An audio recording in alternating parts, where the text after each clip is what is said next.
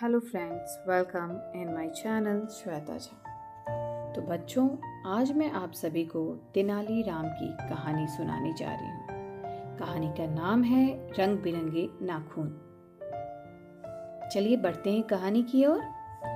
सभी जानते हैं कि राजा कृष्णदेव राय पशु पक्षियों से बहुत प्यार करते थे। एक दिन एक बहेलिया राज दरबार में अपने पक्षी के साथ आया। उसके पास पिंजरे में एक बहुत सुंदर व रंगीन विचित्र किस्म की एक पक्षी थी। वह बहेलिया राजा से बोला, महाराज, यह बहुत सुंदर व विचित्र पक्षी है। इसको मैंने कल ही जंगल से पकड़ा है। यह बहुत मीठा बोल गाती है तथा तोते के समान बोल भी लेती है। महाराज, यह मोर के समान रंग बिरंगा ही नहीं बल्कि उसके समान नाच कर भी दिखा सकती है। मैं यहाँ यह पक्षी आपको बेचने आया हूँ। राजा ने पक्षी को देखकर बोला, हाँ हाँ, देखने में यह पक्षी बहुत रंग बिरंगा और विचित्र है। तुम्हें इसके लिए उपयुक्त मूल्य दिया जाएगा। राजा ने बहेलिया को 50 स्वर्ण मुद्राएं दी और उस पक्षी को अपने महल के बगीचे में रखवाने का आदेश दिया। तभी तेनालीराम अपने स्थान से उठा और बोला, महाराज, मुझे नहीं लगता कि यह पक्षी बरसात में मोर के समान नृत्य कर सकता है, बल्कि मुझे तो लगता है यह पक्षी कई वर्षों से नहाया भी नहीं है। तेनालीराम की बात सुनकर बहेलिया डर गया और दुखी स्वर में बोलने लगा, महाराज, मैं एक निर्धन बहेलिया हूँ। पक्षियों को पकड़ना और बेचना ही मेरी आजीविका है। अंततः मैं समझता हूँ कि पक्षियों के बारे में मेरी जानकारी पर बिना किसी प्रमाण के आरोप लगाना अनुचित है। यदि मैं निर्धन हूँ तो क्या तेनालीराम जी को मुझे झूठा कहने का अधिकार मिल गया है?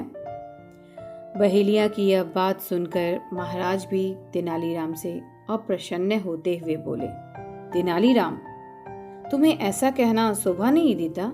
क्या तुम अपनी बात को सिद्ध कर सकते हो?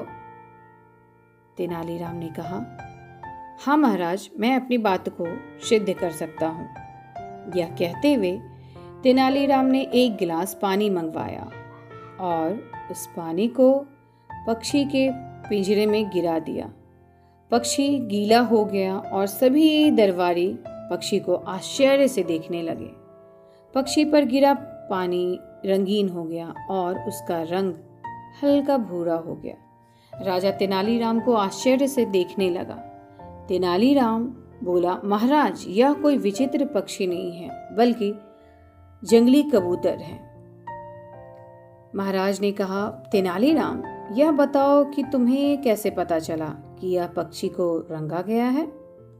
इस पर हंसते हुए तेनालीराम ने कहा, महाराज, जब मैंने बहेलिये के रंगीन नाखूनों को देखा और वही रंग का पक्षी भी रंगा हुआ था, तभी मुझे इस बहेलिये पे शक हो गया और मैं यह समझ गया कि यह जरूर बहेलिये की चालाकी है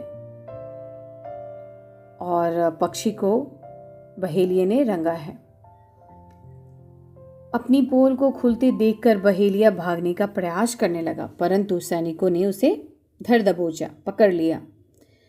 राजा ने उसे धोखा देने के आरोप में बहेलिये को जेल में डाल दिया और उसे दिए गए पुरस्कार अर्थात जो 50 स्वर्ण मुद्राएं बहेलिये को दिए जा रहे थे, वह 50 स्वर्ण मुद्राएं राजा ने तेनालीराम को दिया।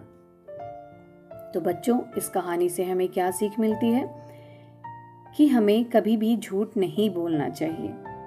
जिस प्रकार पक्षी को बेचने के लिए बहेलिये ने झूठ का सहारा लिया कि वह कबूतर था, वह जंगली कबूतर था और बहेलिये ने उसे रंग करके यह कहा कि यह एक विचित्र पक्षी है। वह बेचना चाहता था उस पक्षी को झूठ बोलकर, और तेनालीराम ने अपनी सूझबूझ और अपनी चालाकी, अपनी बुद्धिमत्ता से उसका झूठ पकड़ लिया।